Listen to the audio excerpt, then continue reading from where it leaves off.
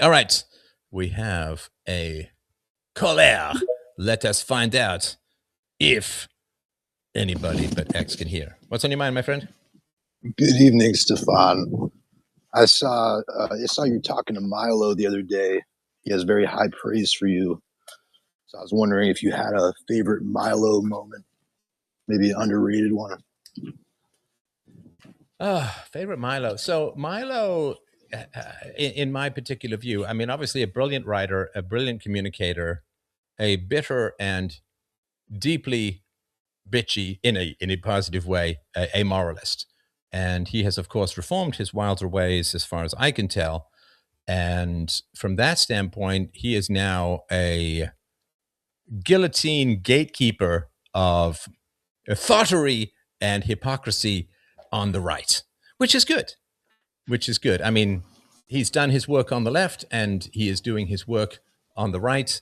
And as I said in a recent show, I don't even bother consulting my own conscience anymore. I just wonder, well, if Milo was watching me, what would Milo have to say?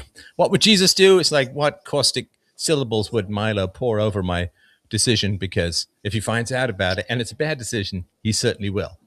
So, yeah, he's a bit of a flamethrower to the false fogs of hypocrisy that go on the right, which is good. I mean, you do need that particular, it's the forest fire that clears out the undergrowth and renews the forest. So, yeah, Oh, Milo he's stuff. awesome. Yeah, I mean, the I'm fact. just glad that you guys are cool with each other. I didn't know if you had any thoughts about Milo before that. Yeah, no, Milo and I did a show or two, I think, in the past. I had criticisms of him when he seemed to be making fun of the sexual abuse that he suffered as a child, a priest. He was making jokes about how there was a particular priest who taught him how to give good oral sex. And I thought, saucy humor I kind of get, but that to me was a bridge too far. And I did have some criticisms for him at the time. To his credit, and I'm not saying this has anything to do with me, but to his credit, he has rescinded those comments. And listen, that's fine. Everybody says things in the heat of the moment. Everybody says things in a faux toughness and so on that they regret. It's not like I would stand by 150% of everything I've ever said. I mean, I've said things too far and so on. So that's fine. To me, perfection is a foolish standard, but the ability to admit fault and self-correct is key, and he certainly has done that in spades. And I mean, I think he said, if I remember rightly, Milo said that his deplatforming cost him, it was either millions or tens of millions of dollars. And almost certainly.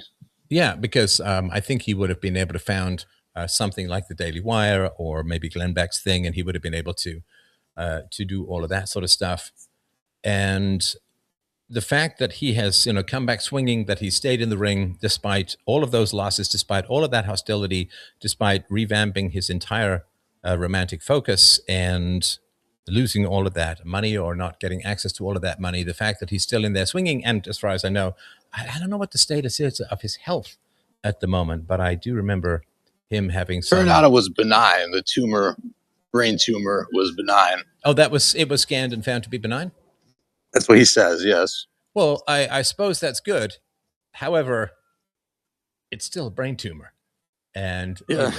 I mean, benign is nice for now, right? And again, I'm not a doctor, but I mean, I had a sort of benign tumor that turned kind of nasty on me. So he pretends to hate libertarianism too. I think he's joking. Oh, he says I think he is a libertarian. Yeah, he is a libertarian himself. He just doesn't like how the word sounds. Yeah, I don't know anything about that, but I mean, he's taken on some immensely courageous topics over the course of his public career, and it is a very tough life to go through that kind of social attack and disapproval. And I, of course, have had the benefit and good fortune and, somewhat earned stuff, but I have had the benefit of having a wonderful family. And I think Milo has had to, I don't know what the status of his relationships are, but I know that he's had, real challenges that way, lots of changes. And to go through that kind of stuff alone, is really, really tough. And I certainly do admire him for hanging in He's a there. wonder worker. He really is a wonder worker. Even a couple of years ago, it was just every comment was still hating him. It's completely 180 now. Oh, He's on and sorry, top. what do you mean? Well, a couple of years ago, even people were all just calling him a pedophile in the comments. People were not fucking with him, besides the rare few of us who did like him. But now he is a front runner again.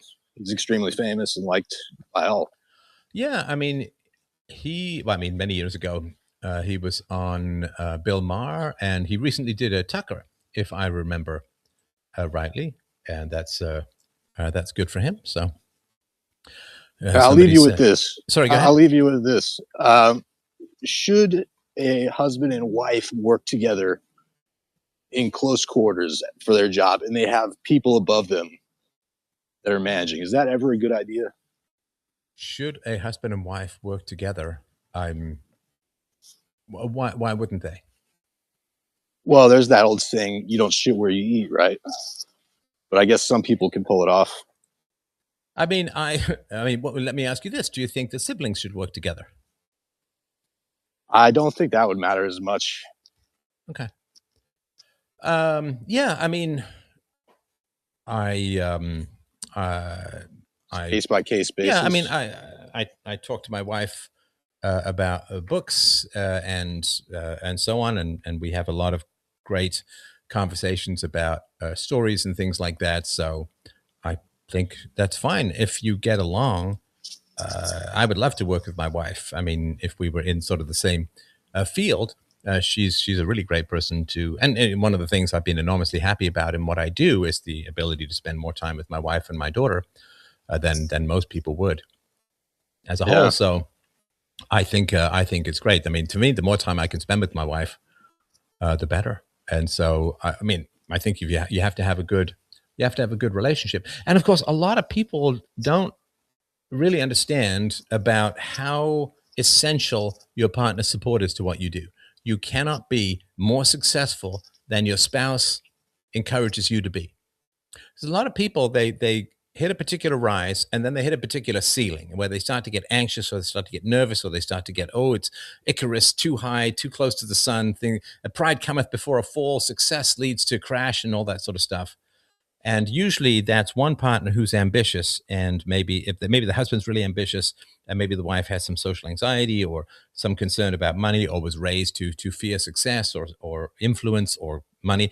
And of course, success is dangerous. Success is difficult because when you succeed, people are gun for you, particularly if you're doing something moral and